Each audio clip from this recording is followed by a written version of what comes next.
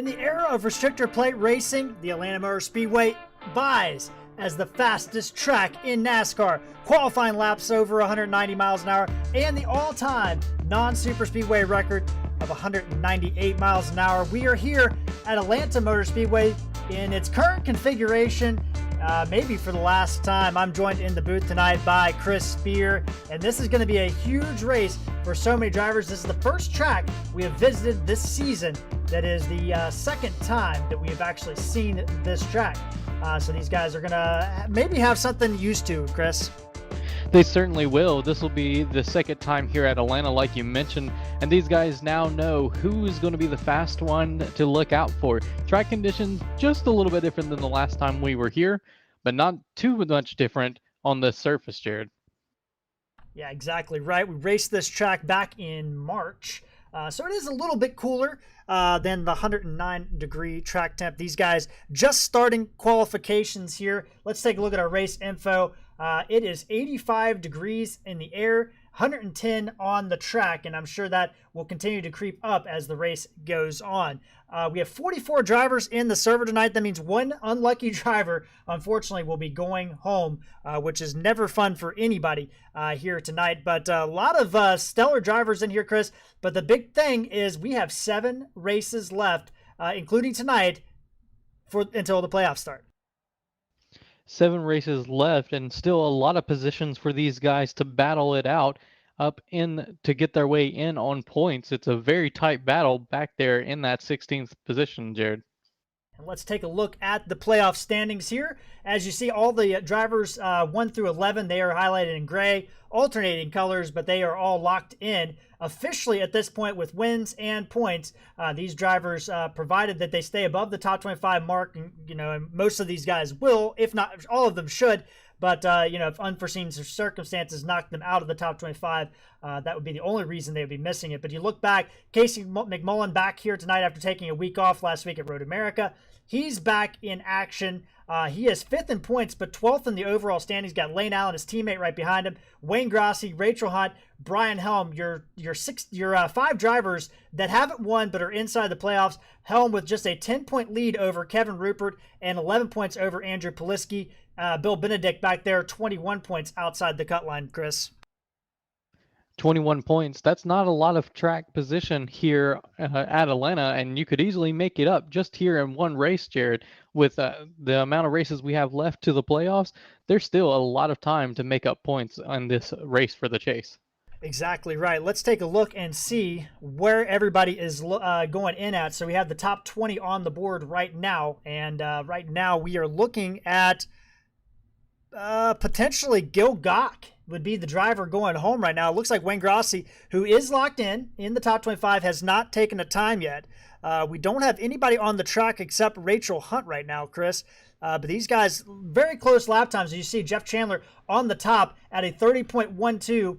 Bills and Doucette basically tied up to the second decimal. Their total looks to be Doucette at a 30, actually a 30.139, it looks like. So Bill's starting on the outside pole, but the top 4, Chris, all have won a race this year. They certainly have. One thing that's interesting, though, just looking at our race last in March, the pole sitter did not end up winning the race. Last year, it was Richie Coy, or not last year, last time we visited here, Richie Coy started on the pole, but didn't come home with the win, Jared. Yeah, and he finished 6th. I think he led 3 or 4 laps in the race, and ended up finishing a great race, but did not win the race at the end of the day. And that was if you didn't watch the last time we were here at Atlanta, Bobby Terrell led 99 of 163 laps. He was the dominant driver. We had 2 cautions in the race. One was early, and one was at the end of the race. That actually resulted in a green-white checker finish, and Bobby Terrell ended up losing by the closest margin of victory this season to Jeff Winter. Jeff Winter's first career win in the Darkmatter Designs Cup Series, and looks like we are about ready to get this thing rolling out, and Gil Gach is the driver that is going to be missing the race tonight. Yeah, last time we were here... Apologies, Chris, I wanted to cut in real quick. It is Kenneth Schultz that is missing the race tonight. And as I was about to say, the last time we were here, Bobby Terrell led 99 laps, did not lead the last one. The only lap that Jeff Winter led was that last one. And the fastest laps of that race, Jared, the last lap. And that was by Jeff Winter, just barely. And it was just enough to get around Bobby Terrell, I believe, on the outside. So it'll be interesting to see whether or not the winner is going to be on the outside or inside if we have such a situation again. Yeah, exactly right, Chris. And man, what a race that was. I think that was your first race, or maybe your second race with us, but man, what a race it was. But let's get into our starting grids. Everybody is now lined up. Jeff Chandler grabbing another pole. I believe that is his fourth of the year, so he is on pole again. Tim Bills, only 0.08 of a second slower, there in second place. Dean Doucette and Troy Torgerson will be in row number 2. McMullen and Ballard in row 3. Hanna and Winter in row 4, and McCanney and Joe Flanagan in row 5, Chris.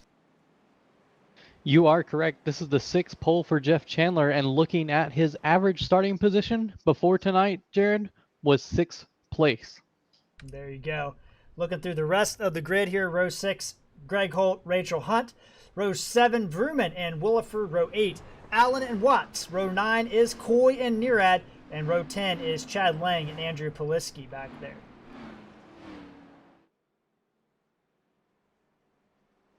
Row 11 will be, Zach McDaniel and Bobby Terrell.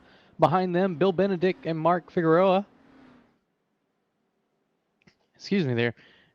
Row 12 will be Kurt Davidson and Josh Mayhew. 13 will be Bernard Person and Ralph Nolan Jr. And row 15th will be Jason Speer and Darren Bruce. And we look at the rest of the field here. Adam Newton and Chuck Sweeting in row 16. John Held and Gary Griffith in row 17. Solari and Tracy Powers in row number 18. TJ Bartell and Roy Collins back in row 19. Row 20 will be James Torrey and Matt Geringer. And our final 3 qualifiers tonight, Grill Gock, Brian Helm, and Wayne Grassi, who did not take a time. And we'll start shotgun on the field. 43 cars. Big race here tonight. It's Atlanta Motor Speedway. Chris, what can we expect out of this old surface and this really difficult track? Well, the first thing that we're going to see is whether or not people can actually conserve their tires. With this surface being so old, Jared, the lap times are pretty substantially different between lap 1 and even lap 5 at this racetrack. Exactly right. We are getting a late report that Richie Coy is going to start from pit lane. He's having some thunderstorms move through the area, so he will actually be starting from pit lane because his internet is not looking good, but he's in a tight point spot.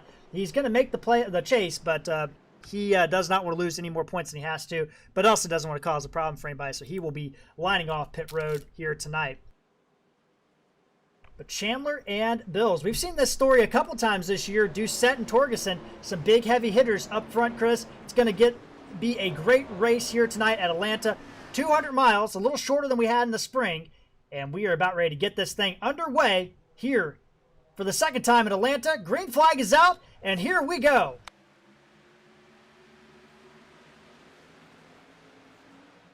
Jeff Chandler is going to lead them into turn 1. Not quite clear the the 77. Able to do it going into 1, coming out of 2. Right behind him, though, Dean Doucette. What a great start for him.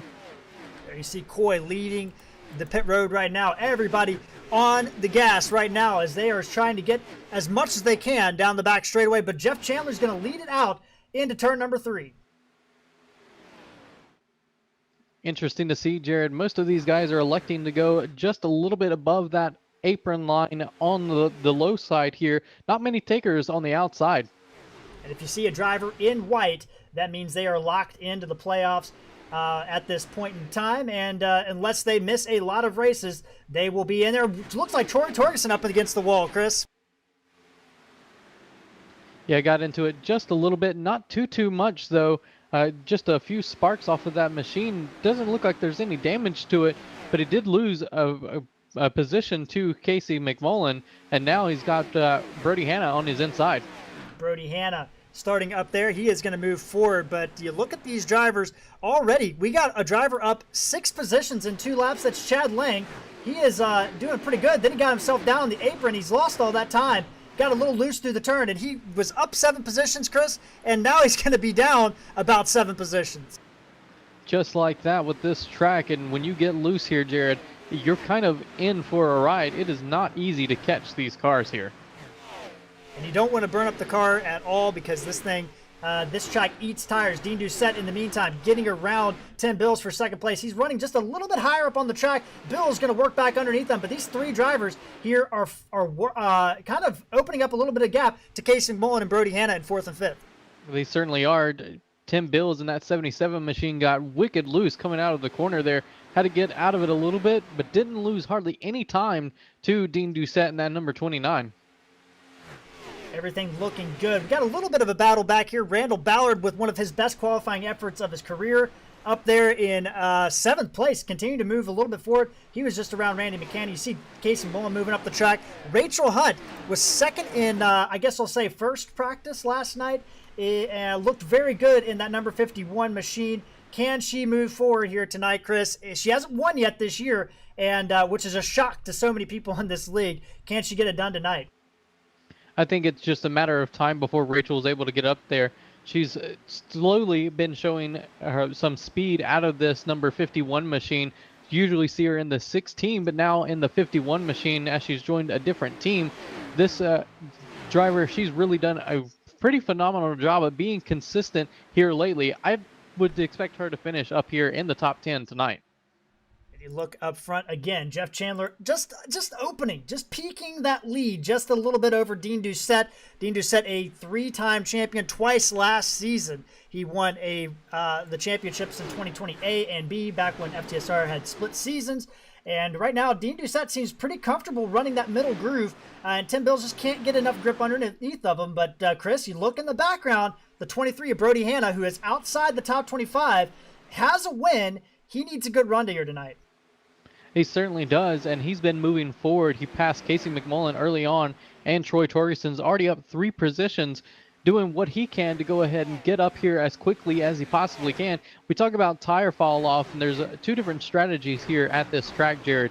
One is to go hard immediately and get as much positions as you possibly can. Another is to really lay back and let the track and really your competitors come back to you. I think I know what strategy Brody's on. Yeah, Brody Hanna could be going to the front. We'll see what that 23 machine can do here tonight. He's in desperate need of a great run, because but you look at those drivers, Chris, that haven't won yet. Guys like Kevin Rupert, Brian Helm, Rachel Hunt, Wayne Grossi. They don't want Brody Hanna to get back in the top 25 in points, because that's a playoff spot. If he's able to maintain in the top 25, he's with that win. He could knock somebody out of the playoffs very quickly and tighten up that bubble even more here tonight if he can gain some points. But right now, the battle on the track, Chris, we're looking back. It's Greg Holt and Rachel Hunt moving forward. And we talked about Randall Ballard earlier. He's the one moving back. He's moved to the back of this group, down to 12th place. Dale Nearad moving forward, up 5. Bobby Terrell, though, is the driver, the point leader, Chris, coming into this race. He's got a healthy point advantage right now, 58 points over Richie Cord, running that high side. That 5 car up 7 positions already. He certainly is. Not a good start for him or for qualifying his effort here. Believe he was at 22nd on the grid. That is a deep position to be in, especially from someone who, when the last time we were here, ended up starting 4th. So a big change for him as far as the way that this race is starting. But behind him, that's where all the action is. Bernard Persson up 11 spots. He's got Mike Watts on the outside.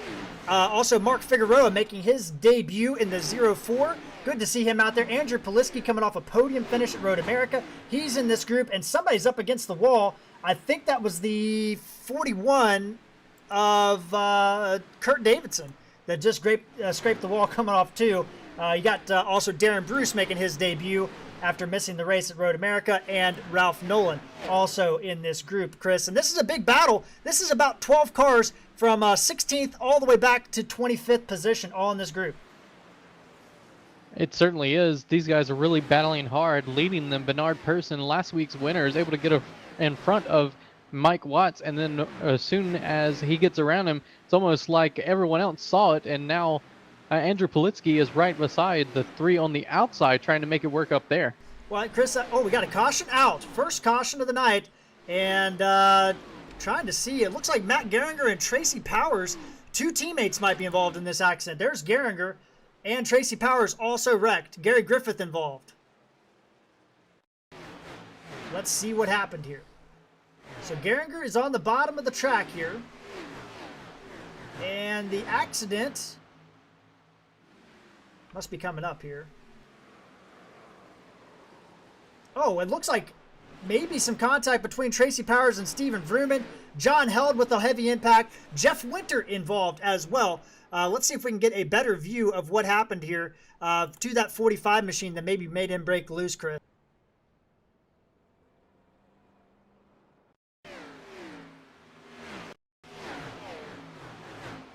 But here's Tracy. He's on the bottom of the track. Oh, and he just tries to come up the track, and it was not clear. Steven Vrooman was there, and yeah. Oh, and heavy impact for John Held. Wayne Grossi barely gets through, and Gary Griffith, car just slid down right in front of him. Heavy damage for the 12 car as well. Yeah, a lot of unfortunate guys there that just had nowhere to go, Jared. With the way that this track is, it's definitely a little bit narrow in those areas, and specifically when a car gets spun back up into the racing groove, it's really hard track to slow down at. Getting one more onboard view of this accident. Yeah, it looks like Tracy Powers just came up the track, unfortunately. Steven Vrooman. John Held nowhere to go, and somebody else got into that beeswax, none of your beeswax apiary 00. But Chris, we got some drivers on pit road. Everybody came in except your first five drivers. That's Sweeting, Allen, Bartel, Griffith, and Flanagan, which I'm a little bit surprised Gary Griffith did not come in. Did look like he got some damage out of that accident, and it looks like he is coming in now. Maybe he missed the pits.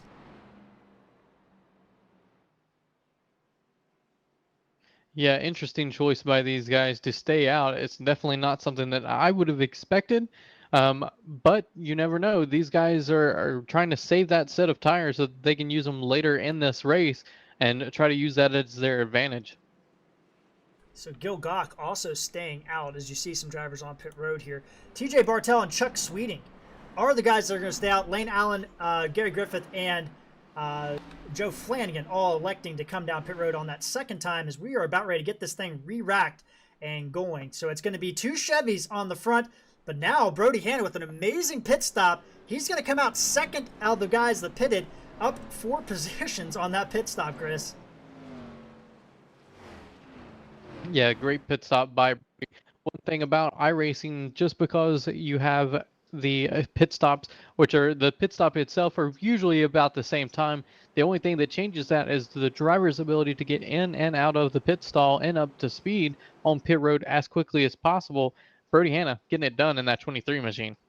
He sure did, and we were about ready to go back to green here. Getting you caught up on the drivers involved in that wreck. That's Matt Geringer, Tracy Powers, Gary Griffith, Steven Vrooman, John Held, Jeff Winter, and Gary Griffith, all involved in that accident. And the pace car going to make the left-hand turn, and we are about ready to go back to green here at Atlanta Motor Speedway. Green flag is out, and a great start by Chuck Sweeting. Yeah, it certainly was. It looked like TJ Bartel in the outside lane spun his tires, and that gave way to that inside lane. That's going to put everyone in the outside searching for the bottom. And boy, that was a good move by Chuck Sweeting, but now everybody that started behind TJ Bartel very much in a very difficult position. He cannot get that car moving forward right now, and Brody Hanna losing spots every time. And you see there, Chuck Sweeting now up the track as those tires just, oh, and Greg Holt down on the apron. Holds on to it. 3 wide through the tri-oval. That might not work, fellas. Randy McCanny pulls out. Yeah, smart move by Randy there, knowing that that's a dangerous move so early in this race. Greg Holt just got a little bit loose coming out of the corner there, Jared. That's what caused that. And we've got smoke on the track. It looks like Troy Torgerson also got incredibly loose. Held on to it, though. We're staying green. And boy, oh boy, 3 wide behind him. TJ Bartel up the track, trying to save that set of tires, but you wonder if that's going to come back and bite him. But my goodness, he is doing a good job trying to hold on to that 88 machine right now. Saw Gary Griffith, he exited the pits, did get all of his damage fixed, it appears like, but he is going to lose a lap in the process, maybe 2 laps in the process. But it did not take long, Chris. Jeff Chandler already back to the lead. No, it certainly didn't, as we've got a crash on the back straightaway. Staying green, but Brody Hanna involved. Heavy damage to the 23. Ferguson, both of those 2 drivers are involved. We're staying green, but let's see if we can get a quick replay on this. So we got Brody Hanna up on the high side. Chuck Sweeting, he's going 3 wide in the middle. Oh, I couldn't tell, but it might have been the 98 car coming up just a little bit there off the bottom. And unfortunate for both of those drivers as they were in the top 5 most of this race. Heavy damage to the 23 car. Yeah, certainly heavy damage for the 23 car. The 98 car as well on the front end of that car. Both of them had a really big hit, and it actually wasn't the first hit. It was the second one that actually, between those 2 drivers, that gave them the majority of the damage. Yeah, it just looked like maybe Hanna was coming down the track. We didn't have a great angle of it. We might go back and look at that, but we didn't want to lose any live action. But it was definitely a coming together by those 2 drivers, and tough break for both of them. But right now, Jeff Winter leading. Dean Doucette and Casey Mullen now up to 3rd place. Greg Holt up to 4th. Tim Bills, Rachel Hunt making an appearance, trying to put her way up into the top 5. Then we have McCanny, Bobby Terrell up 14 positions, Nearad and Chuck Sweeting on those older tires, still hanging on to 10th. Looking back further now, TJ Bartell has fell back to 18th position, Jared, but that's still way better than he was before that pit stop. So even if he can just maintain in this realm of the racetrack and positions, it's still going to be a positive for him. Yeah, especially if we have some late cautions in this race, as what happened last time. We had an early caution around the same time, and then we went green the rest of the race. Now, that race was longer, and we had a caution with about 5 laps to go. It ended up becoming a green-white checker, and some of those guys just didn't have the tires left. TJ Bartell has 1 in the bank. Yeah, the problem right now, though, Jared, is that he is literally 0.8 of a second slower than our leader. And we know TJ Bartell very gentle on tires, and if there's a guy that can make it work, TJ Bartell could be that guy. We look at some of our debutantes here. Darren Bruce up 12 positions into 18th in that 06 machine, doing very well on his debut night. Adam Newton also in just his 3rd race, and then just now passing TJ Bartell to get inside the top 20. And Mark Figueroa back there in 30th position. Did not have a great pit stop, but the 04 continuing to move forward. With Zach McDaniel, a former Truck Series champion, makes some random appearances here and there in the race, and he is in the field tonight in the 42 car, holding on to 30th position. But Chris, back up front, Jeff Chandler maybe made an adjustment, as that gap is pretty much been half a second the entire time. It certainly has, but Dean Doucette is not letting him out of his sight at all, being able to keep it within 0.4 of a second. At this point, Jared, what do you think about these drivers? Are they saving up here, or are they just trying to get as far away from each other as possible?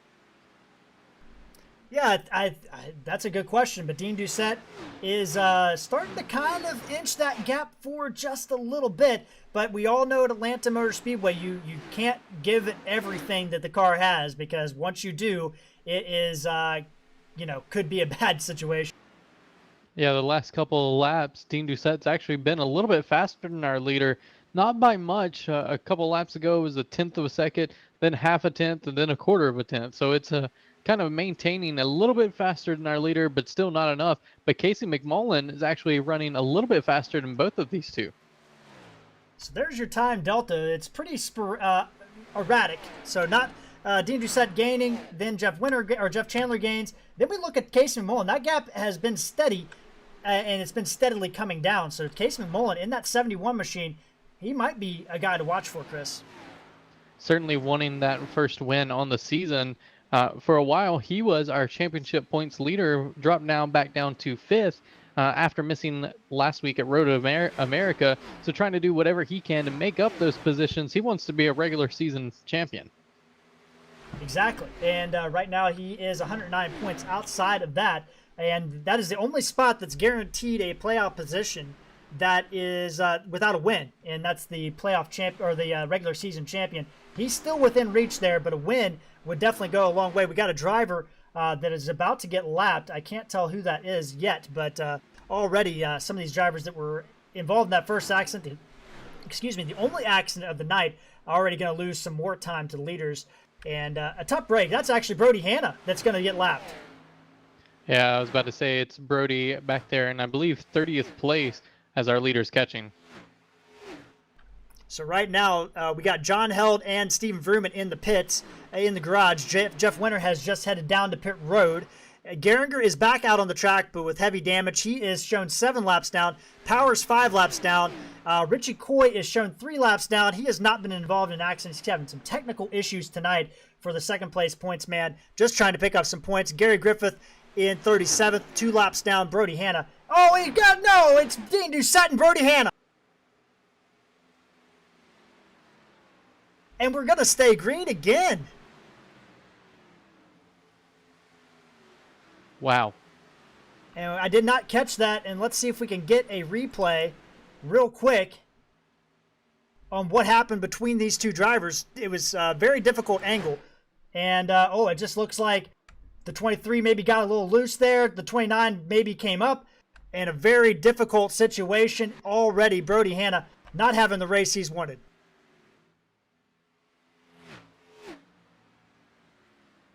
But, Chris, that does change things up a little bit here on the track, as now Casey Mullen, our fastest driver on the track, now moves up to second.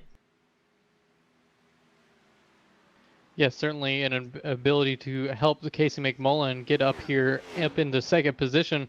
He was a little bit faster than Chandler and Hannah, Dean Doucette earlier. Now he's going to have to reel in Chandler. He kind of gained a little bit of time, Jared, but he's starting to lose it now here, as Chandler seems to be picking up a little bit of pace. Let's take a look here, and you see the gap. It is still coming down, but not as much as it was. You're talking thousandths of a second that the gap is decreasing, not hundredths of a second, and there it goes. Actually went back up a tenth, likely because he had to slow for that accident, possibly. But Casey Mullen is a conservative driver, and if there's a driver out there that can make something happen with tire strategy or fuel strategy, Casey McMullen, the 71, could be that driver.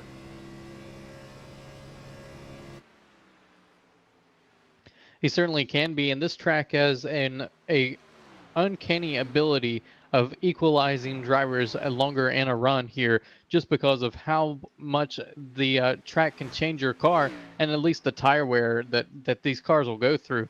Jeff Chandler still running a little bit faster that lap, literally a 10,000th, a 1,000th quicker than Casey McMullen. Yeah, it went down. My scoring system only goes to 2 decimal places right now, and they were dead even on that. Then Greg Holt. Rachel Hunt is the 4th fastest driver on the track, or actually, sorry, the fastest driver on the track that last time was Mr. Ralph Nolan in 11th place, 32.29, 200ths of a second faster than our race leaders.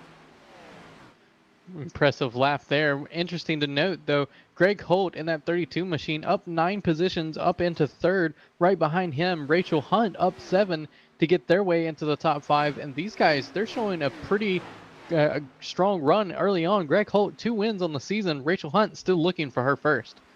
Greg Holt won't be able to make the playoffs, hasn't started enough races.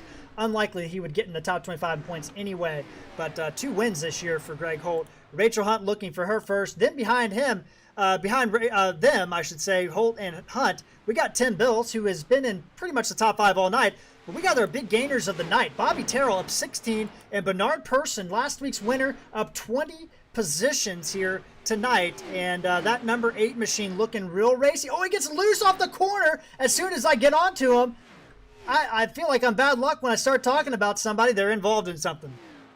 Certainly got a little bit loose coming there, trying to work his way around Bobby Terrell, as you were mentioning, trying to do his best to get it back up into position. Now he's heated those tires up, Jared. He'll have to take it easy the next couple of laps. And right behind him, Ralph Nolan Jr. is looking for an opportunity to make his way up past Bernard, as he's wanting to get into the top 10 as well. So Bernard Persson slid it, and at the same time, he only lost 2 positions, or yeah, three positions. Dale Nearad, Randy McCanny, and Sher Williford all got around him. And now he is trying to cool those tires up by moving up the racetrack, I should say, as he is holding on to a 10th place. Up front, the gap has stabilized at about 7/10 of a second. It's Jeff Chandler, followed by Casey McMullen, followed by quite a big gap to Greg Holt, Rachel Hunt, and Tim Bills. Those guys all running in kind of a pack together as Rachel Hunt makes a great move on Tim Bills, moves the 51 machine. Very unfamiliar to say that, up to number 4th on the grid. And actually, Tim Bills looking to go underneath here in the 77 to get around Rachel, and is able to do so coming out of the corner. Rachel going to have a good run coming out of the corner, just not able to make anything of it. Behind them is Bobby Terrell and Randy McCanny. That last time by, fastest driver was Casey McMullen, followed by Jeff Chandler, followed by Randy McCanny in the number 27 machine, making some moves forward as he is on the back of Bobby Terrell. This is a great battle between Tim Bills and Rachel Hunt. Rachel now to the inside of Tim Bills in that 77 machine, but on the outside, Bills is getting a little bit of better running off the corner. And as that's going on, that's allowed Greg Holt to kind of get the pressure relieved a little bit, Chris. It certainly has. With those two racing side by side, lap after lap, he's able to take a little bit of a deeper breath and pull away from these two by almost, it looks like, about 4/10 that last lap. Tim Bills on the high side right now, able to open up the gap on Rachel Hunt. I think Rachel Hunt had her opportunity, didn't get it done, and now Tim Bills has got that car going in the right direction again. But Rachel Hunt, nonetheless, having a great run, and I believe what would be her only her first top 5 run of the year. She was in very good contention back in Kansas, was caught up in a wreck toward the end of that race. But while I think she was in the top 5, but man, Rachel Hunt, that'd be great to see if she could get it done. Behind them, that's our big battle on the track. There's about 7 drivers in here. Terrell, Nearad, Williford, McCanny, and Bernard Persons caught back up here. This is a battle for 6th place. Yeah, these guys were side by side for a couple of laps. Randy McCanny is trying to do whatever he can to get around Sherwood Williford in that 33 machine. They were almost 3 wide coming through the turn 3 a couple laps ago. And you see, Chris, going through these turns, we're going to look at the dynamic camera or drone cam, and you see, look at the different lines these guys are running through the turns. Williford kind of in the middle, McCanny on the low side, and Nearad was running the high side. And we go through 3, and again, 3 different lines. Yeah, this track has a lot of different lines to it. It's a little bit different than in real life where you saw yesterday, where there's only about 2 to 3 lines where you had the very high line, very low line, and then just a little bit of a groove up above from that low line. These guys are kind of going almost all over the track here tonight, Jared. And I think that's where they're just trying to find some grip here tonight. Pit window tonight, 45 to 55 laps. This is a 2-stop race. Nobody, I don't think, even with that caution, can make it on 1 stop, at least on tires anyway. And right now, this battle kind of taming down just a little bit. Back up front, the gap, again, still 7/10 of a second as Chandler works around Matt Geringer and puts Geringer down another lap. And these two, Casey McMullen and Jeff Chandler, have checked out from the rest of the group. They have a 3-second advantage on Greg Holt, who has now been caught again by Tim Bills and Rachel Hunt after they settled their differences. Rachel Hunt really hasn't lost much time to Tim Bills after they decided to stop battling each other for position. They've been easily able to catch up to Holt in that 32 machine, trying to figure out where the best way to pass them. They're kind of running all about the same line, Jared. So it's a little bit hard to figure out how to get around. Bill's going to look a little bit on the outside, trying to get around the 32, getting the better run off of the corner. Still not close enough to make it work yet, though. And there is a lot of aero turbulence on these cars, and they might be looking on the outside, Chris, but sometimes I'd have to wonder if they're looking just to try to get some clean air on the front of that car. Absolutely. You can see every time that Tim Bills gets closer to Greg Holt, Rachel Hunt is able to catch back up to the back of his bumper pretty quickly. See Geringer getting out of the way there. Unfortunate that he is involved in a wreck there early on, but right now the battle, he up for 3rd place. At the same time, again, Casey Mullen is either just giving it what he's got, or he's pacing himself and just maintaining the gap, Chris. Do you think it's the latter at this point in time? Because that gap has not changed at all. It's been between 6/10 and 7/10 for the last 20 laps. Yeah, every time I look up, it's going back and forth between 6 and 7/10, Jared. Occasionally he'll flirt with 5/10 behind our leader. I just don't think that he's got anything for him right now. I think his best bet is try to maintain those tires as best he can. Let Jeff Chandler try to burn his stuff up and then go up there to try to get around him. John Held going a lap down in his NASCAR Cup car. As you see, absolutely no front end left on that 10 machine. And Tracy Powers also losing another lap there. Checking back on this battle for 6th place, Randy McCanny has finally gotten around Dale Nearad and Sher Williford. Now he's setting his sights on Bobby Terrell. This is a big run for Randy McCanny, who has had kind of an up and down season. Was very good at the beginning of the year, went through a kind of a doldrums in the middle part of the year, and now the 27 machine has been on kind of a hot streak over the last 2 or 3 races, and Bobby Terrell blocking a little bit down the back straightaway here. Absolutely. You can see that 27 got right up to the bumper coming out of the corner, just a little bit faster than Terrell in the corner there. Not able to get around him thanks to a nice little block there by the 5. And really all he's doing is just trying to put dirty air on that 27 to slow Randy McCanny down. McCanny looking a little bit there. And now McCanny going to the middle groove. Bobby Terrell to the high side. Nearad behind him. He is also on the high side. Terrell a little bit loose off the corner. And again, just a drag race down the back straightaway that Bobby Terrell is going to win right now. Yeah, that lap, I would say that the 5 got a little bit better run coming off of 2 there than Randy McCanny in the 27. The 27 got a little bit loose in the middle of the corner and lost all the momentum that he had, but he took it to the high side in 4, and now he's right back up against that bumper.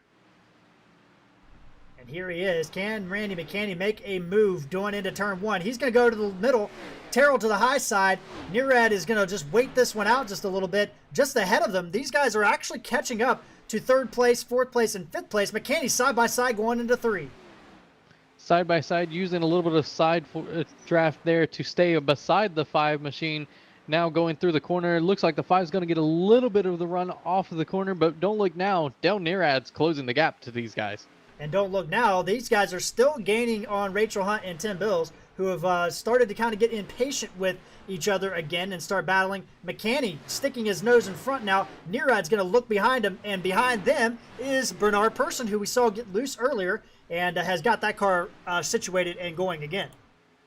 He certainly have. Right then, you could see Dale Nearad used a little bit of the draft with the 27 car, Randy McCanny, and was able to get in front of the 5 car. That one, he kind of made it look easy, but really what happened is Randy McCanny kind of paved the way for him.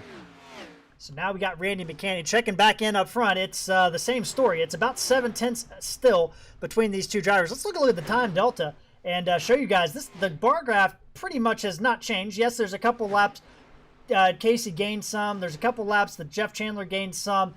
But overall, this gap has not changed at all over the last 10 to 15 to 20 laps even. Yeah, it's kind of a cat and mouse game looking at the lap times, Jared. Every so often, Casey McMullen will run about a half a tenth quicker than Chandler, but then follow it up by running almost the exact same time, or Chandler running a little bit faster. So these guys really just kind of racing their own race at the moment. It seems like the biggest battle is all behind them. Well, Chris, I'm looking at some of these drivers that didn't pit. We start out with Chuck Sweeting. He has been able to find his groove in 19th position. I'm a little bit surprised we haven't seen anybody split this race up. So it's 130 laps.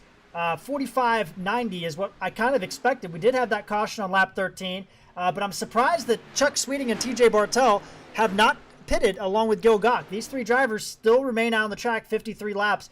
We think that they can only do about 55 laps on a normal green flag run on gas. If they could save some gas with that caution, are they teetering on a one-stopper here?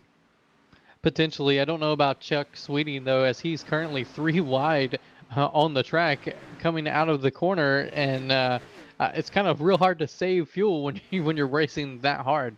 Josh Mayu and his new look 02 missed the race a couple weeks ago at Pocono, did not qualify, and he is out there in his debut race for K2B. Racing there in the 0-2. Looking on the underneath there, that's a battle for 18th place. We got a whole gaggle of them. Flanagan, Ballard, Tony Solari, Mark Figueroa, Chad Lang, all in this group. You wouldn't know it, but you'd think these guys are battling for the lead with how hard they are racing at the moment, Jared. It is pretty crazy back here. Mike Watts leading this little group at the moment in that 3 car, but Josh Mayhew in that 0-2 is right up against the bumper. On board Chad Lang, and you can see nowhere to go. We move up a little bit further up into the group. Joe Flanagan there, the 53 machine out of Kankakee, South Carolina.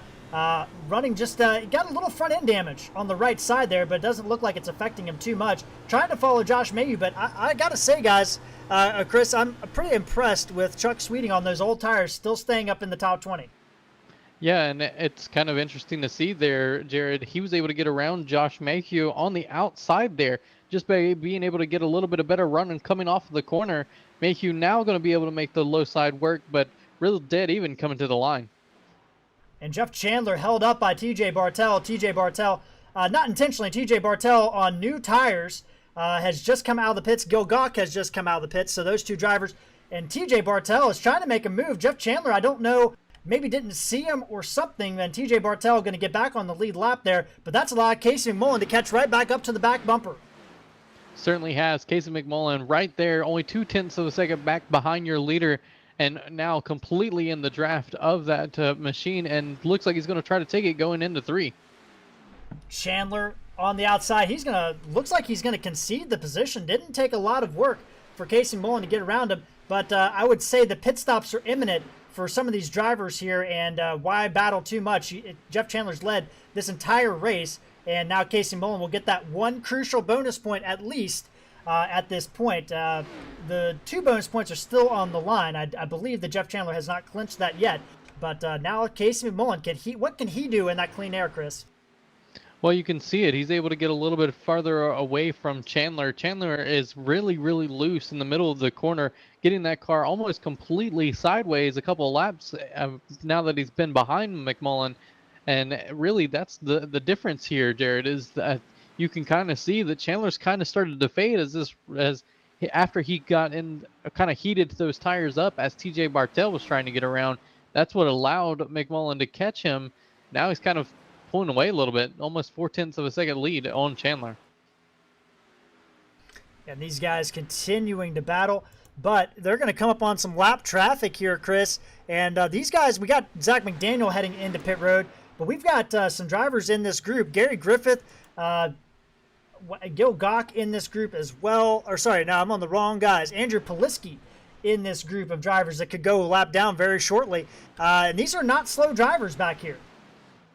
No, not at all. And looking through the rest of our field here, Rachel Hunt has been able to get around Greg Holt for that 3rd position. So we mentioned that she was a little bit faster than the 32 machine. Well, now she's proven it as she's been able to go around the 32 machine of Greg Holt. Tim Bills, also the driver that's kind of dropped off the pace here. He has dropped all the way back. Randy McCanny has actually passed him, and Randy McCanny working on Greg Holt. Rachel Hunt joined Fast Tour Racing a couple of weeks, or I guess 3 races ago now, and likely could be using a similar setup to what Casey McMullen's got under his hood tonight. And if that's the case, boy, oh boy. Also, Dean Doucette was up there, probably a very similar set with those 3 drivers. And if that's the case, Jeff Chandler could have his hands full tonight with these drivers, as Rachel Hunt's actually closing the gap down to these leading 2 after she finally got around Greg Holt. She certainly is, but these top 2, they're kind of still battling it out for the lead. If Jeff Chandler is caught Casey McMullen now that he's cooled those tires off, and they are right there with each other. They've got a couple of cars with fresher tires behind them trying to look to get around them as well. That's going to make this interesting, Jared. Gil Gawk will go slide underneath. He just came out of the pits a couple laps ago. Jeff Chandler with a great run off turn number 2. Casey McMullen didn't like that high side. And now Chandler looking on the inside in turn 3. And you just mentioned that McMullen does not like that high side. He just got put back up in it and had to do a completely different entrance to the corner. Going to be able to make it work as he's going to pull alongside Jeff Chandler coming to the line. Dead heat, and if that was the end of the race, that would be probably a very good finish right there, photo finish. It certainly would, but going into turn one, Jeff Chandler is able to drive it in there a little bit harder than Casey McMullen, but Casey McMullen taking advantage of a little bit of a tight car there by Chandler, able to pull alongside and clear him going into 3. And all that's doing is allowing Rachel Hunt to continue to close the gap down to 1.5 seconds between these two and third place. Rachel Hunt undercut on Jeff Chandler. These guys want to lead every lap they can. Casey McMullen not giving it up too easy. And you mentioned it, that's just allowing Rachel Hunt to catch up to these two. All she's wanting is them to continue being side by side, battling it out so she can get up there and make her way to the point. And keep in mind, Jeff Chandler, 3 wins on the season. Now, he wants to stay inside the top 25 in points. But at the same time, Casey McMullen, Rachel Hunt, they haven't won a race this year. They want to win and guarantee their spot in the playoffs. They don't want to have to worry about points and mathematics and all that stuff. They want in based on wins. And there you see Casey McMullen has conceded that position for now. Rachel Hunt has closed that gap to 1.5 seconds between these guys, or 1.4 seconds, I apologize. As you see Zach McDaniel working underneath Jeff Chandler. That is not for position. That is a driver getting his lap back. But, man, Wayne Grossi, who was involved in that first incident, didn't get much damage from it, but that 7 car may have gotten just enough to impact that machine, and he is about to go a lap down after a tough, resilient race last week at Road America. Not the race he was probably wanting tonight at Atlanta, as he started shotgun on the field and hasn't really moved forward. No, he hasn't. He's kind of got a parachute on the back of that 7 machine. As you can look, his spoiler is all wrinkled up, Jared. That's not too good at these mile-and-a-halfers where the aerodynamics play a key role in these races. Rory Collins looks like he may be pitting. He moves down to the inside and allows the leaders to go by very easily. Rory making just his 7th start. He's missed a few races on qualifying. And yes, the 62 machine coming in from 30th position. James Torrey just in front of this group. And there's a little bit of a battle going on here. James Torrey, Brian Helm also in this group. And Brian Helm not having the race I expected him to have. He's up 15 positions. Little damage on the right front as you see Chuck Sweeting and Roy Collins on pit road currently right now. But Chris, I'm a little bit surprised by one of our bubble drivers, Brian Helm, not having a great race here tonight. No, he didn't. Got caught up in that first caution there. Just a little bit of damage, and that's kind of hurt his night. Chuck Sweeney looks like he's going to be the recipient of a too fast entering, as he had that thing completely locked in as he was passing through. Count me wrong, he was not. He was not speeding, but man, maximizing the use of those brakes to get down to speed as he was completely locked up going into pit road. Chad Lang and Gary Griffith also in pits. Chad Lang from a leading position. Mike Watts is on pit road, so the ticket window is opened as we look at these leading two. It is still Jeff Chandler holding off right now, Casey McMullen, but if you look in the distance, Rachel Hunt has closed that gap to just a little over 1 second, and Randy McCanney is also coming forward as well in the 27. Yeah, it looks like these two up front were able to get out front and get some distance early on. But really, at this point, Rachel Hunt is made up almost 2 seconds, over 2 seconds now on these two, as that gap is now only 1 second, Jared. Rachel Hunt looking for a win. So is Casey McMullen. They're both looking for wins. Randall Ballard on pit road in the 56 machine. Richie Coy on pit road from 32nd position, not having the night he's wanting, trying to get just some points with those technical difficulties he's got going on here tonight. But now Rachel Hunt is on the same straightaway. That gap is less than a second with the 51 car. Yeah, she can now see these two in front of her, and that's made her all that much more faster than them, and she's really doing everything she can. Great corner exit there. She's going to pull up almost a 10th on Casey McMullen heading into 3. Now it's down to just under 8/10 of a second. And Atlanta Motor Speedway, throughout all the years of this track, has been known for what they call the accordion effect. The field spreads out. Then as that pit stop window starts opening up, the field starts to close back down, and this is exactly what we got here. Rachel Hunt is there as now James Torrey trying to fight just a little bit to stay on the lead lap there in the number 2 car. Chandler gets loose underneath of him. And that's going to put Casey McMullen on the outside of Chandler, but right behind him, Rachel Hunt is now up against the bumper of both of these two leaders here, and she is trying to get her way around. She wants to lead a couple of laps here too, Jared. And also up on the bumper is 4th place, Randy McCanney. We got a 4-car battle for the lead as we are on lap 72 of 130.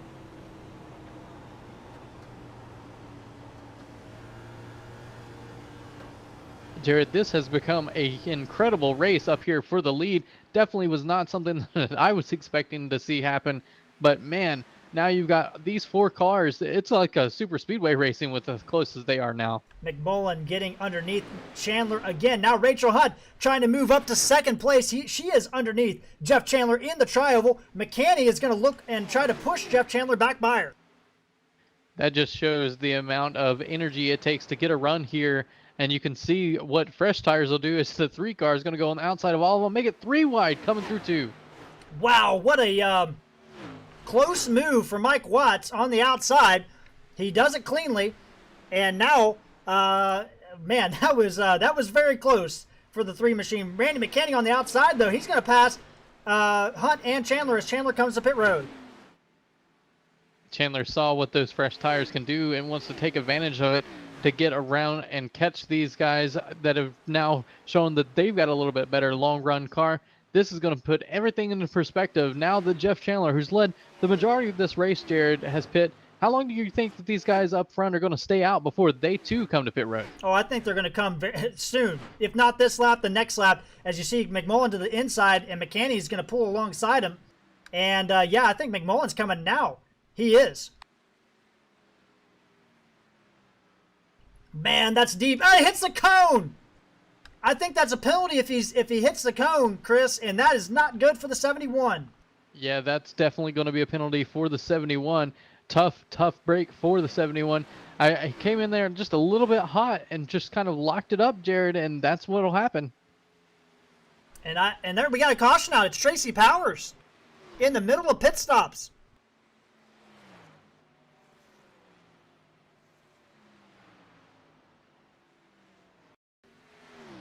So he's up against the wall and tries to hold it up against the wall, and then it just kind of breaks loose on him in front of other vehicles. In front of the leader, that is Ralph Nolan there, who was in 5th place. And when he spins out, that brings out the caution, and that is not something Jeff Chandler wanted to see. No, it certainly is not. That's going to shake up the entire field.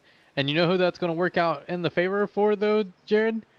Randy McCanny, Rachel Hunt, and Casey McMullen, who was getting the service period, but it's not going to be as bad for him serving that penalty as it would have been if this had stayed green. Yeah, I think he gets to serve that on entry, so 53 seconds. He may lose a lap, but otherwise I believe that will work out for him. What a change of events here as we are a little over halfway through this race. And there you see, looking out Randy McCanny's back bumper is Rachel Hunt. And now we get to see what these guys can do and gals can do on this next little bit of this race. Everyone at this point is taking a deep breath, relaxing a little bit because they've had an incredible long run there. And really, Jared, this caution, this is really going to shake up pit strategy for everyone that has already pitted. Well, this is going to shake up the whole field, I think, Chris, because you look at the drivers that have not pitted. Obviously, McCanny, Hunt, Terrell, Nolan, Adam Newton, Tony Solari, Jason Speer, Joe Flanagan have not pitted yet. Andrew Poliski pitted on 53. And it looks like Flanagan is either staying out to lead a lap or he's staying out because he doesn't want to pit. I'm not sure, but... and let's see who else is... Tony Solari has decided to come down pit road. He is on his way out. So this is going to shake up the field pretty big because there's going to be a lot of drivers in front of this leading car of Randy McCanny that's going to have to take the wave around.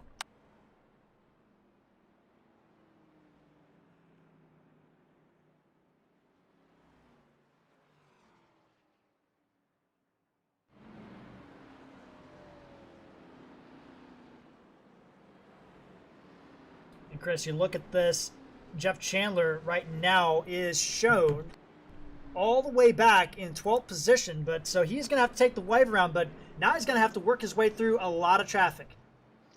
Certainly is. It's going to be interesting to see what these guys do. You know, it's an incredible, difficult situation for a lot of these drivers, kind of really lending itself to helping out McCanny, Hunt, Terrell, Nolan, and Newton, as they're going to be your top 5, it seems like. And Jared, this is a crazy event just to happen here. And Ralph Nolan was actually turning in some pretty good lap times.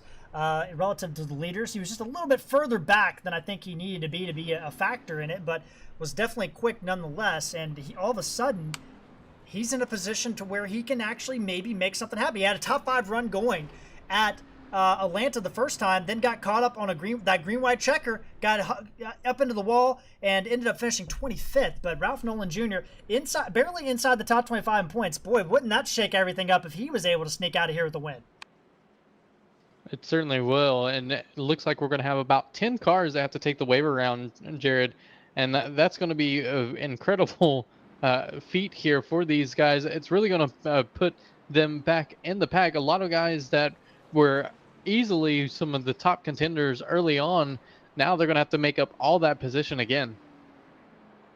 Well, I think, you talk about some drivers. I mean, you got Dean Doucette, who is still in the race, I believe. He got a little damage from Brody Hanna earlier when they came together. He could be able to get himself back in here. I don't know exactly if he's on the lead lap or not. It doesn't appear like he's actually. It looks like he might have actually parked the machine for the night. Now that I look at it, but this could have been a good opportunity for the 29 machine to get back out there. Yeah, it certainly was, because it would have just been able to help him collect those valuable points. We've talked about it kind of all season long about how just every position matters so much here in the Darkmatter Designs Cup Series. These guys, they know it too. That's why you see every single race, these guys are doing everything they can to get every ounce out of their cars to be better than their competitors. So they did extend that caution because there's so many drivers, not necessarily going back on the lead lap, but drivers going from 1 lap to 2 laps and so forth back on there. Casey Mullen is shown in 27th position, though, last car on the lead lap, which is better than being a lap down by any means, but definitely going to shake this race up and really twist everything out. Let's give you a rundown of what everything is looking at like right now on the track. We got Randy McCanny leading with Rachel Hunt. Bobby Terrell now sneaking his nose back up in the top 5 for the first time tonight. Ralph Nolan, Adam Newton, your top 5. Tony Solari in 6th. Joe Flanagan in 7th. Jason Speer, Dale Nearad, and Bernard Persson make up your top 10. Jeff Chandler, who just took the wave round, he is in 11th, followed by Andrew Poliski, Greg Holt, Chuck Sweeting, Tim Bills, TJ Bartel, and Sherwood Williford in up 17th. Allen, Darren Bruce, and Chad Lang, your top 20. Ballard, Figueroa, Torgerson, Mayu, Davidson, Benedict, and McMullen, all your lead lap drivers here at this point, with Gil Gawk, your first driver, a lap down, Chris. And the drivers that seem to work out the best for, we talked about Chuck Sweeting and TJ Bartel on that kind of a underdog strategy with tires. They were able to make it work, Jared, and those two drivers currently sit 13th and 15th. But they did not pit on this caution, so they just got their lap back. And now I don't know if you want to be as off sequence as those guys are, but we will see how it shakes out as we are about ready to go back to green with a whole new look to the top 5, to the top 10, to the top 15 at this point in the race. Jeff Chandler, what can he do from 11th? Greg Holt from 12th. Casey Mullen from 27th. We're about to find out. Pace car is off. 80 laps down, 50 to go. Green flag back out here at Atlanta. Randy McCanny getting a dead even start to Rachel Hunt, going to pull along the outside. She's going to take the lead, poking the nose out in that 51 going into 1. But on the inside, McCanny going to make it back around in that number 27 car. And keep in mind, all those drivers that took the wave round, they have to line up single file, so it makes it even longer for them to get their self going again. For Randy McCanny and Rachel Hunt, dead heat into 3. And now you see Ralph Nolan. They have actually pulled out a little bit of a gap on Tony Solari in 5th place and Adam Newton in 6th place. And all of a sudden, the door is opening up for somebody to take a hold of this race that we haven't seen yet. And Randy McCanny leads that lap. Bobby Terrell on the inside of Hunt into turn 1. Yeah, McKinney is looking to be the person to take control of this race early on here in that number 27. Rachel Hunt not giving it up as she is right there on the tail, going to try to make it 3 wide going into 4. Wow.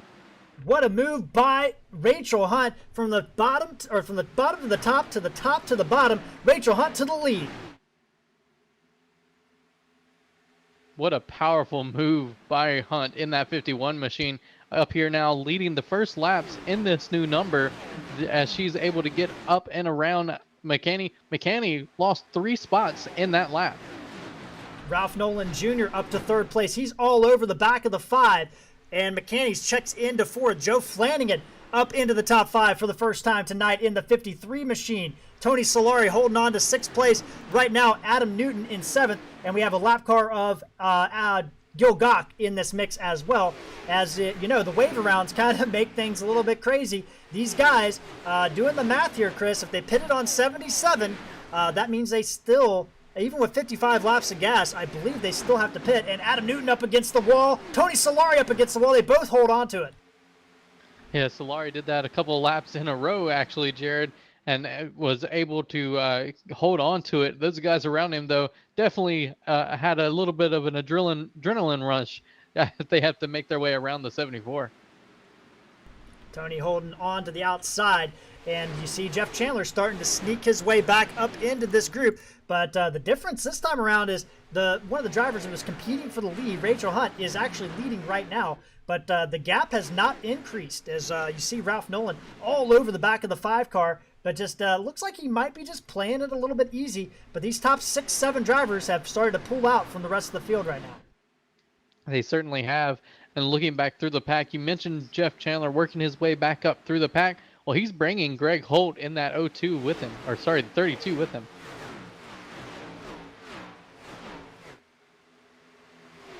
Yeah, we got Doyle Lawrence in the chat, and he was asking about Jeff Chandler. We just had the second caution of the night, and right in the middle of pit stops, and Jeff Chandler had to take a wave around as he had just pitted right when the caution came out. That's why he's working his way from the back, or sort of the back right now, 8th place right now, after leading a majority of the opening stanza of this race. But back up front, Bobby Terrell looking underneath Rachel Hunt into turn 1. He certainly is. He actually led that last lap, Jared. He was able to get around the 51 with a little bit of help from Ralph Nolan Jr., but on the outside to the inside there, Rachel Hunt trying to get back in the position, just didn't quite have the run. Going to follow the 5 going into 3. Now Ralph Nolan Jr. to the outside. This is the best the 95 has ran maybe since he's joined FTSR, the 2020B Rookie of the Season. Doing a great job. He's going to pull ahead of Rachel Hunt on the tri-oval, but then Rachel Hunt gets it back a little bit. And we saw this early on. Rachel Hunt didn't have the short run speed that the people around her had. However, she had the long run speed, probably the best out of all of them, only maybe second to the number 27 behind her, Randy McCanny. So these two showing that they don't really have the short run. That could come back to bite them if we have a short shootout here at the end. Bobby Terrell, who lost this race by a car length to Jeff Winter back in the spring, leading the race now. Ralph Nolan, who was in the top 5 on the green-white checker restart, wrecked and finished 25th. He's up to 2nd. Rachel Hunt in 3rd. McCanny and Joe Flanagan still holding his own in the top 5. Good run for the 53 machine on a part-time basis. Just trying to get some experience and some points in that Pepto Joe's Concertina machine. He is on the back of McCanny. Jason Speer, shout out to the Talladega winner, up to 6th place as he's working around the lap traffic of Gil Gach. You also have Jeff Chandler, Dale Nearat, and Greg Holt. Adam Newton, your top 10.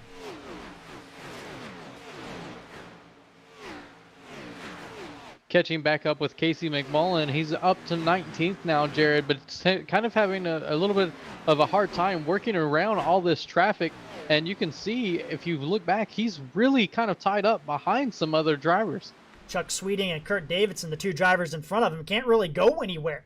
And at the same time, doesn't want to use his stuff up. 40 laps to go. These guys are going to be very tight on fuel, Chris. I think the guys that made on lap number 80 or lap 70 and all that, the caution, they can make it, but they might have to save some fuel. If there's a fuel mileage race at play here, Casey McMullen is the guy you have to watch out for regardless, as he is a phenomenal fuel saver and probably already knows if he needs to save or not. But right now up front, Bobby Terrell has inched out to the lead, but Ralph Nolan Jr. keeping him honest. Rachel Hunt in 3rd. Randy McCanny, Joe Flanagan, your top 5. And now Jason Speer and Jeff Chandler have caught up to the back of this group. We have an 8-car battle for the lead. We certainly do, and this is going to be an interesting look here. If Chandler is making his way back, he's trying to look underneath Jason Speer coming out of 2. Not able to do it this lap. He'll have to try again a couple of laps later down or another corner. But Jared, we mentioned pit strategy and saving fuel to get to the end. Is this a track where you think that maybe splitting this run in half using an extra set of tires would be to your advantage. We know that this track is notorious for tire fall off. You think if you're able to short pit like that, you can make all that time up from pitting?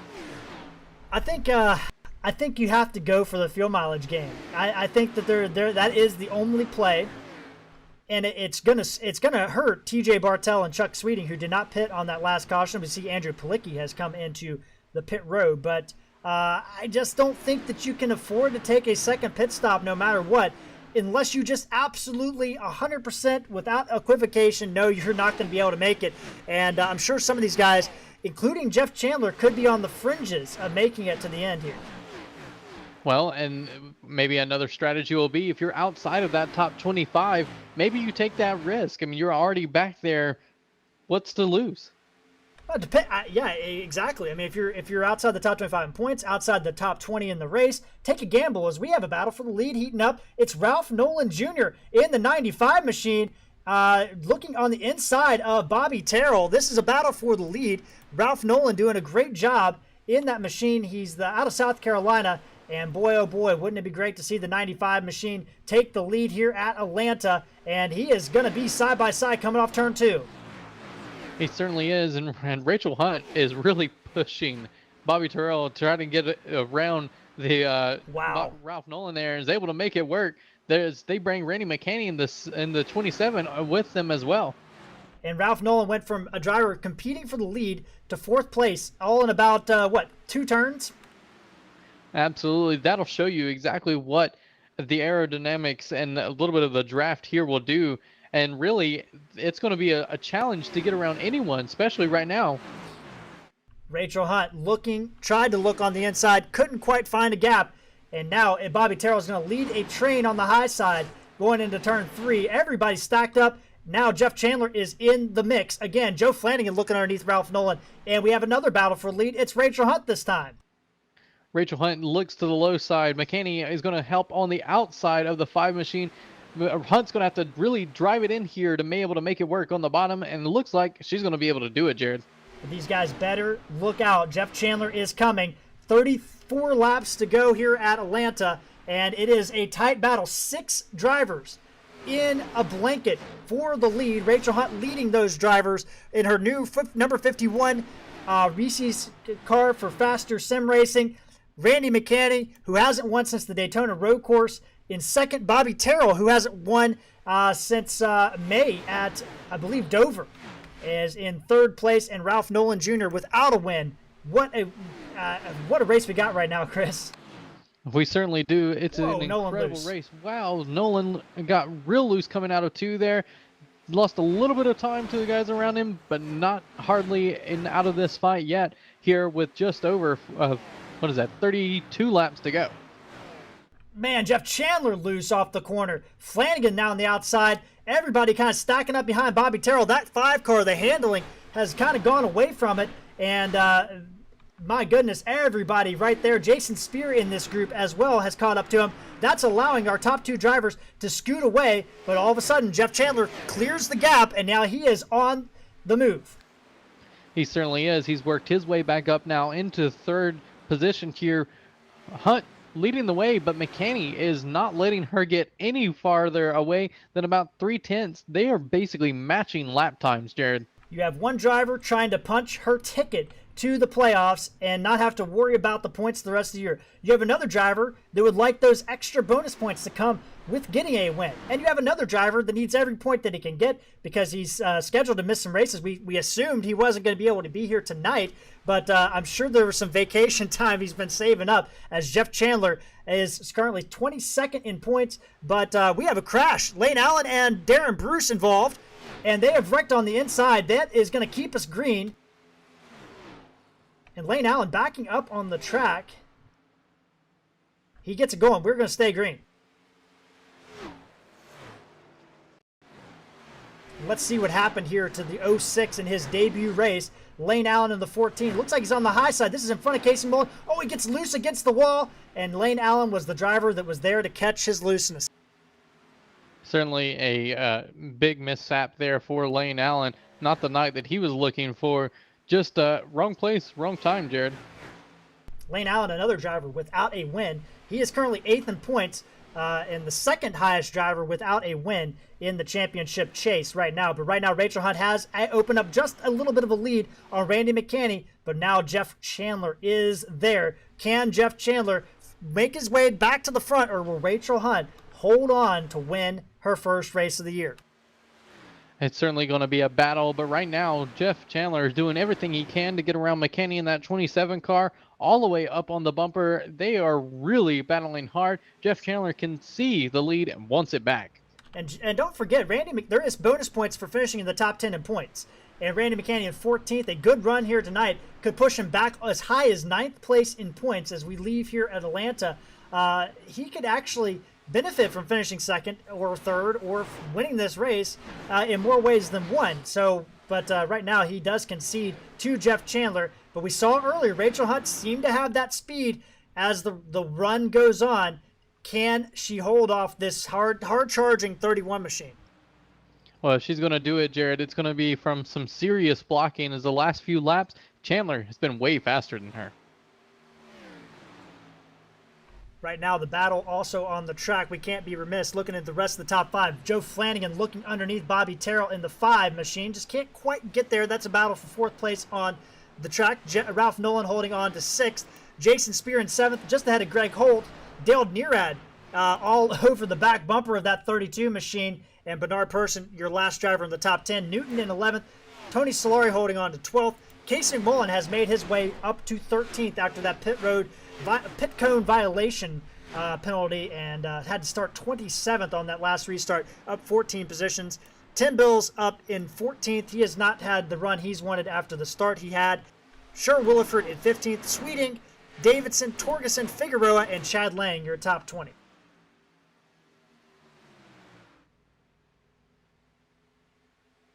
And Jeff Chandler may have gotten around Randy McKinney, but he has not gotten away, as McKinney is still right there with him, and both of them now are catching your leader.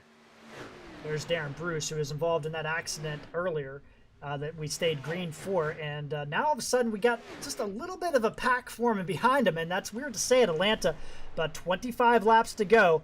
Man, this is, if you're Rachel Hunt and you haven't won this year, how are you feeling in the car right now? We know she can get it done. She won 2 races in a row at Michigan and Dover last season. And, what is going through her mind right now? Well, at this point, it's just all about consistency. Looking at your marks. Don't look at the mirror. You know that Jeff Chandler is back there closing in. You need to do whatever it is that you need to be able to maintain this race. Once Chandler gets up to your bumper, then it's all about blocking. We saw the 5 was really aggressive early on with those blocks. Now Hunt's going to have to do the same thing in this 51. That's going to be interesting because Rachel Hunt, very conservative driver, very easy on the car and equipment, and typically has a good run as long as she doesn't get caught up in other incidents. At the same time, all that's going on, Ralph Nolan battling with Joe Flanagan and Jason Speer, Greg Holt in this group, Bobby Terrell, who is holding up this group really at the end of the day, and nobody can seem to get around him. So I wouldn't say he's holding him up, but nobody's been able to figure out a way to get past him. We talk about dirty air here being a huge factor, and that is exactly what you're seeing out of these guys. Oh, Nolan loose. Sorry, Chris.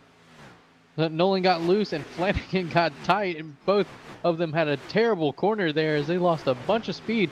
Congrats to the guys behind them to being able to keep it off of one another, trying to avoid what was happening.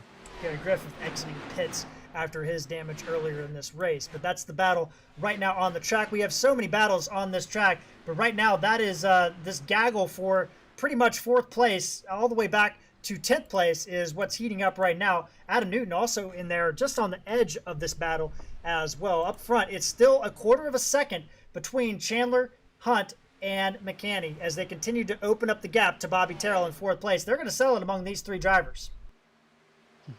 Well, we said that early on, Jared, and then that long run happened, and those gaps disappeared over the course of the run. Still too early to tell at this point. Lane Allen on pits. At the same time, Casey Mullen moves his way past Tony Solari for 12th position. So I don't think he's got enough time to get back to the top 5, but he's going to make a good valiant effort tonight, Chris. He certainly is, trying to make up for that driver mistake, and had he stayed out that 1 lap longer, he wouldn't have had to worry about it. He wouldn't have been speeding that fast going into pit road. Things have settled out just a little bit. At the same time, Jeff Chandler up the track, and Randy McCaney's going to get by him. We got to take a replay on that one. We missed it, and we don't want to miss big action like this. So here we go. Rachel Hunt into the turn. Randy McCaney right behind her. And here comes Jeff Chandler. He's down on the low side.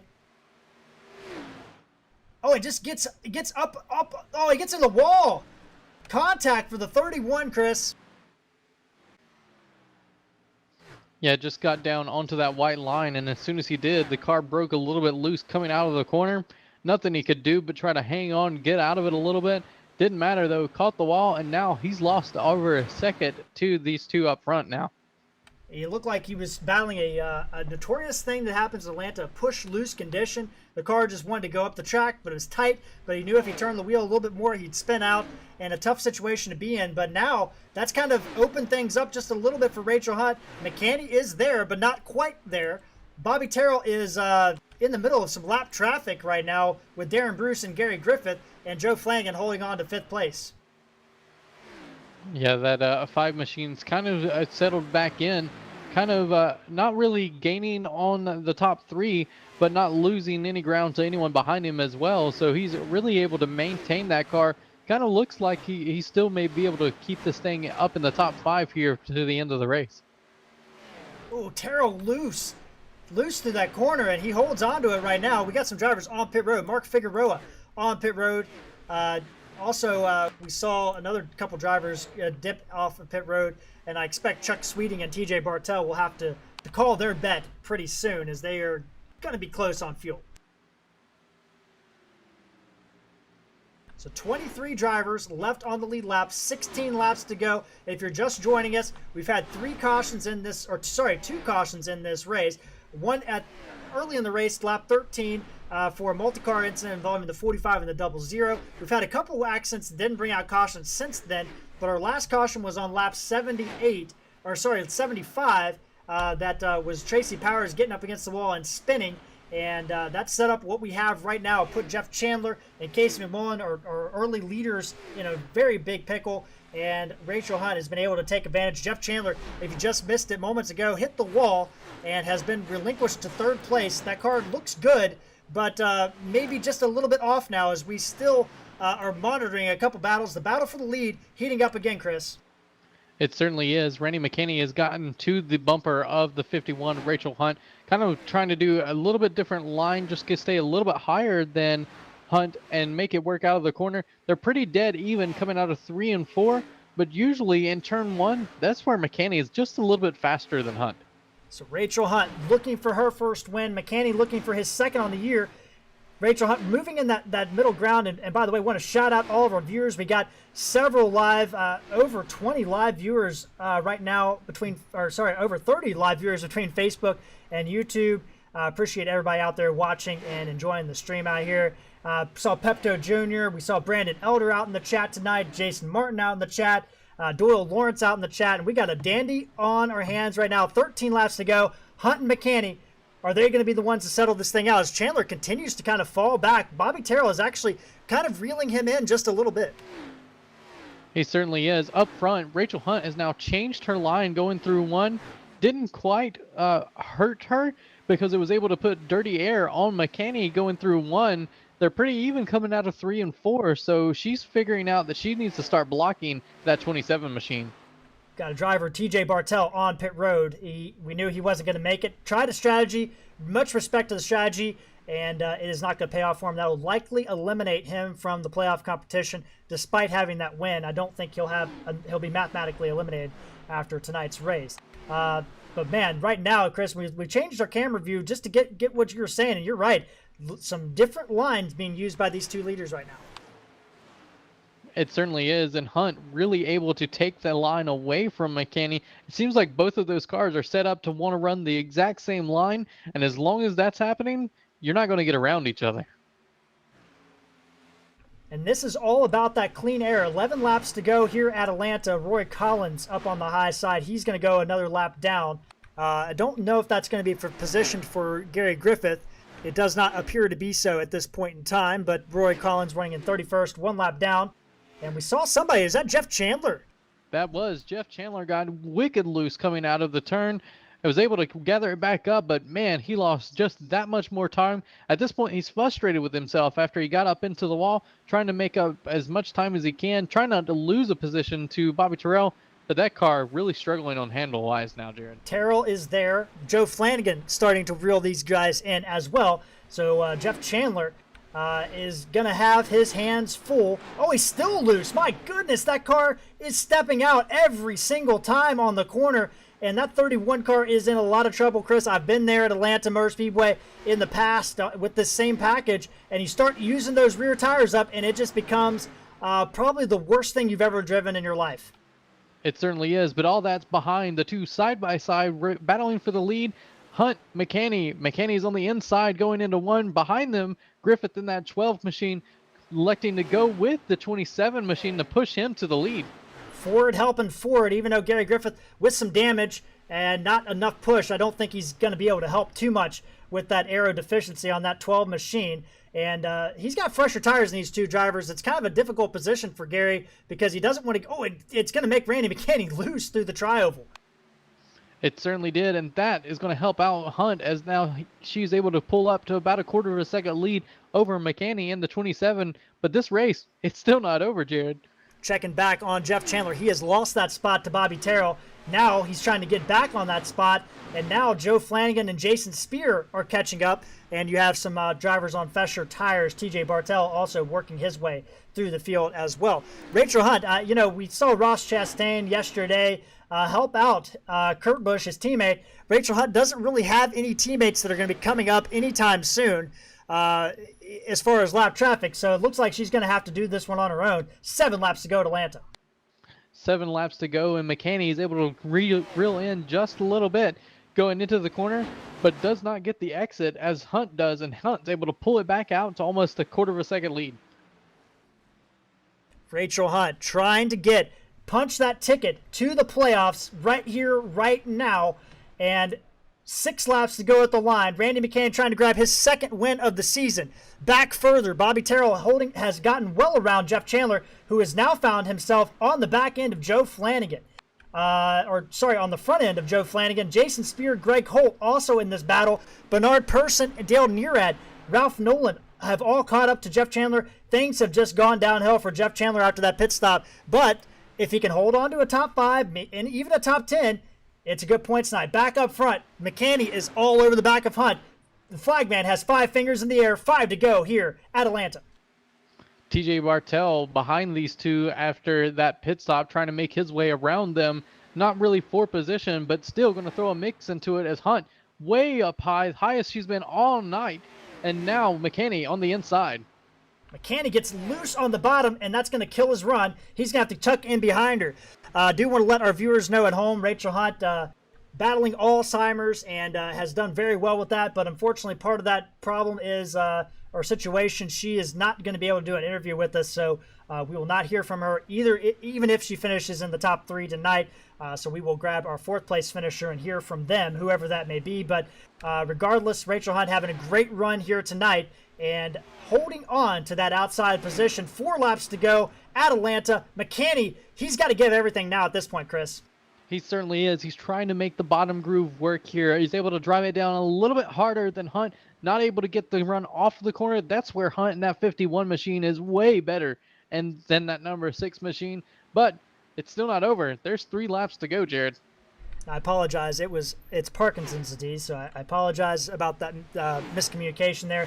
Not Alzheimer's, but Parkinson's disease. She does a very good job and is holding on to the lead. But Randy McCanny battling on the inside. He's side by side with her. But Chris, it seems like right there, the car just breaks loose with him, and he can't get the traction he needs to pull alongside on the straightaway where he needs to be able to get around her. No, and every time that he does that and steps that car sideways, makes it just that much more difficult to get around this 51. Now, side by side to the line, he's looking to get it, but going into the line, still Hunt with 1 lap to go. 2 laps to go here at Atlanta. 2 laps to go. Wanted to check in on this battle. Jeff Chandler doing everything he can to hold off the man from Tega K, South Carolina. Jeff Chandler has his mirror full of Flanagan, Speer, and Holt. Bobby Terrell has checked out of this battle up front. McCanny's going to give it one more go. The flagman's pulled the white flag out of the holster, and we're going to have one more to go at the line at Atlanta. This is shaping up for a classic Atlanta finish here tonight. And the next flag will end it, Chris. Certainly will, as Rachel Hunt's going to take a little bit of a lead over McCanny. McCanny dives down deep into one as going to pull forward of that 51 machine. But coming off the corner, who's it going to be? Rachel Hunt with a dead heat down the back straightaway. Gary Griffith trying to help with any draft he can on the 27. Here we go into turn 3 for the final time here at Atlanta Motor Speedway. Likely in this configuration. Rachel Hunt off the outside. Who's going to grit it off the corner? It's going to be Rachel Hunt by a nose, winning her first race of the season over Randy McCanny. Bobby Terrell grabs the 3rd place. Chandler holds off Joe Flanagan by the same amount. Flanagan grabbing the top 5. Holt 6th. Speer 7th. Bernard Person 8th. Ralph Nolan 9th. And Dale Nearad will round out your top 10 here tonight. Chris, what a finish. What an incredible finish by Rachel Hunt. Did exactly what she needed to do to be able to hold off the 6th. Even with the little help from the lap car, Randy McCanny in the 27 not able to get around Rachel Hunt tonight. And Rachel Hunt, it's been almost a year to the date. Michigan Dover was the last time she won. That was in late August that she got that victory, and Rachel Hunt will be back in victory lane the first time with her brand new team, Faster Sim Racing, part of Blackwater and Steve Berry Racing, and she is going to burn it down and punch her ticket to the playoffs. And man, oh man, what a race, Chris. And we're going to hear from all of our finishers, and I got to catch my breath. Absolutely. This has been an incredible race. 700s.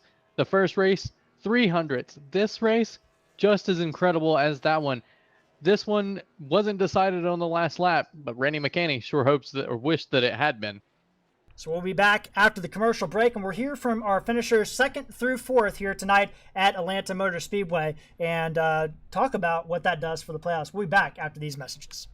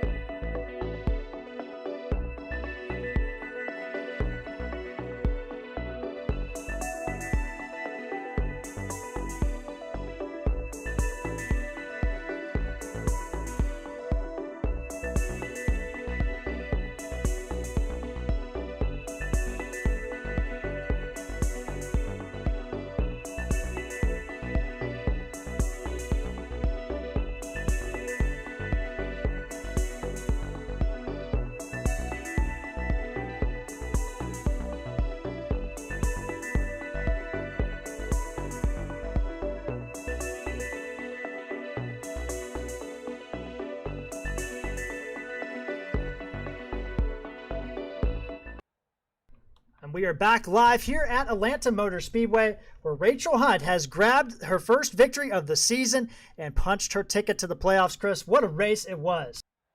It certainly was. It was a little bit of a complete surprise with a little bit of action happening all over this track. Really beautiful race here tonight, all over the track for every position. It sure was. And Rachel Hunt, unfortunately, battling with Parkinson's disease. And she has great spirits. I've talked to her a couple times. Unfortunately, she's not really able to do an interview with us, but she doesn't know how long she's going to be able to drive with us in the service. And she is such a great personality, and we definitely wish her all the best. And she's on the service just to keep her brain active, keep moving, and keep going every single day. And she is one of the top sim racers that I have competed against and raced on the iRacing service. Great to see her grab the win here tonight, but we are unfortunately not going to be able to hear directly from her tonight. But in replace of not being able to hear from Rachel Hunt, we got our fourth place finisher, Jeff Chandler, the man that dominated the early part of this race, and then it looked like that caution just came out at the wrong time, Jeff. It did, and but that's the way it goes. And the cool thing is, though, before the race even started, I'd watched Rachel all week, and I sent her a private message before the race started. I'm like, girl, you're going to be tough to beat, because she was on it this week in A Open. I mean, it was just impressive to watch. Yeah, Rachel Hunt, great person. Unfortunately, dealing with that Parkinson's disease, and does amazing when everything is considered. But Jeff, talk about your race a little bit. Started from the pole. You had some heat early in this race, and we only had 2 cautions, and they both kind of came out at inopportune times for you. But the first part of that race, you and Casey McMullen, Dean Doucette was also involved in that battle. Then you had some lap traffic issues, and then Randy McCanney and Rachel Hunt chased you down and started to make it a 4-car battle right before those sequence of pit stops. Yeah, and I'll tell you, man, I just the first part of the race, I saw Casey lingering back to, well, of course, Dean was there too, and I kept watching their line trying to figure out what they were doing, and then I saw what happened with him and Brody, and so then I just saw Casey just creeping in, and I was like, wow, and he caught me, got by me. I didn't let him by, believe me, but I kind of watched what he was doing, and I was able to get back by him, and then I went in for tires, and then the caution came out, and I think I restarted 12th, and I just drove the tires off of it. And that's what happened to me at the end. The car was never loose on the long run, but I just drove the tires off of it. Yeah, we caught in between all the battles of the out front and everything. We saw you burn those rear tires off, and it looked like a handful there at the end. You were fighting with Bobby Terrell and Joe Flanagan there, trying to get every point you could get, and you did a good job with that. You moved up from 22nd in points inside of the top 20 for the first time this season, Jeff. And to be honest with you, I didn't expect I'd see you out here tonight. Well, probably work didn't either. Well, there you go. Yeah. Well, I have a lot of personal time, so I actually told him I might come in at around 11 or 12 or something tonight, because I work 4:30 in the evening till 4:30 in the morning. So, but I'm not going in. I'm exhausted. Well, you put on a great show, Jeff, and with those extra points, it kind of starts to solidify, I should say, your position in the top 25. 6 races now left until the playoffs. What is the focus for that Frontline Esports team now that, both Jeff Winter for sure locked in and yourself getting closer to being officially locked in? Well, focus right now is New Hampshire. We've already been working on it, and that's one of my favorite tracks. Any flat track with no banking in it, I love, so kind of reminds me of a small Indy, and I'm looking forward to New Hampshire. It's one race at a time. I'll miss North Wilkesboro the week after, and I'm not even sad about that. That's a tough track. It is one of the hardest tracks, and then we got Watkins Glen in the Indy Oval, not the road course, coming up as well, and as well as Kentucky. So, Jeff, I'm going to turn it over to you. Congratulations on a 4th place finish. I know it's probably not what you wanted tonight, but you put on a show and you put on a valiant effort. I'm going to turn the mic over to you and let you have the last word, bud. Well, thank you. Definitely want to thank Frontline Esports. Worked real hard all week on the Atlanta setup, and it was good. It was good if I hadn't overdriven it. Definitely Bruzy Raceware. Judd does a lot of good things for us, and we're so happy to carry his name on our cars. Doyle Lawrence, who paints all my cars, he doesn't get near enough credit at Raven Graphics. He's awesome. Ken of Ryco Motorsports, we thank him a bunch. Of course, Darkmatter Designs, we appreciate what they do for us. And Full Throttle TV, Jared, Chris, y'all are the best, man. I love watching the broadcast. I go back and watch even ones I didn't participate in. It's just a lot of fun. FTSR, man, it's just an awesome, awesome group of guys and girls racing. And that's it. We appreciate it, Jeff, and congratulations once again. Chris, that was our 4th place finisher in Mr. Jeff Chandler, and I believe you've caught up with our 3rd place finisher here tonight, Mr. Bobby Terrell, our point leader.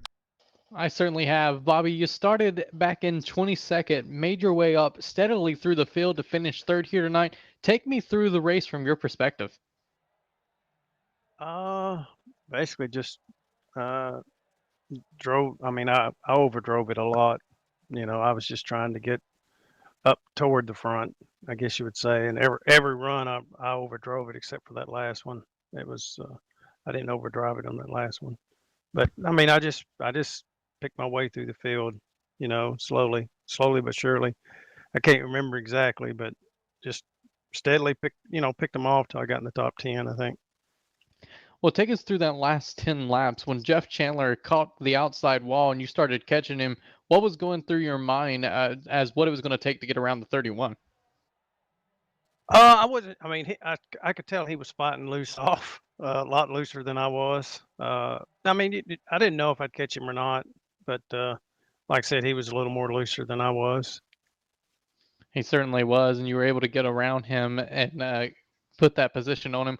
You head into New Hampshire next week with the points lead. What can we expect out of this 5 bunch? I hope a lot better than tonight. I mean, a third's not bad, but just I just didn't feel like I performed very well as far as managing my equipment and stuff like that. And I didn't feel like I was driving that well tonight for whatever reason. Finishes 3rd, doesn't feel like he drives that well. But Bobby, it was still a podium-worthy performance tonight. Who gets the number 5 to and from the virtual track? That would be my team, the Wayne Grassy team. All their hard work they do during the week, and to give me a good setup for Monday night. So, and it's been working. Anyone else you'd like to thank, fans, friends, anyone watching back home? No, just thank, Darkmatter for sponsoring the series, and then you guys up in the booth for the job y'all do, and then the league overall, the admins for everything they do. Absolutely. Congrats on the 3rd place finish. Maybe not where you wanted to finish tonight, but hopefully next week at New Hampshire, you can get it back up into that top position. That's the goal. All right. That's it from Bobby Terrell, a dejected number 5. Not where he wanted to finish tonight, even though he was on the podium, Jared, but you've caught up with the 2nd place, Randy McCanny, in that number 27. Yeah, I've grabbed Randy, and Randy, what a run you had tonight. Came up just short of the victory, but solid run for the 27 crew here at Atlanta. Yeah, that was by far probably the most fun I've had racing this season. It was a blast. Love this track. So talk us through the race. I mean, you started back in 9th place tonight. You made your way to the front, and you were kind of battling with Greg Holt, Bobby Terrell, a few other drivers in there as well at the early part of that run. And then all of a sudden that car came to life, and you were able to push forward and make that machine battle for the lead right before pit stops. There's a 4-car battle with you, Chandler, and Rachel Hunt. Talk us through those battles there right before pit stops.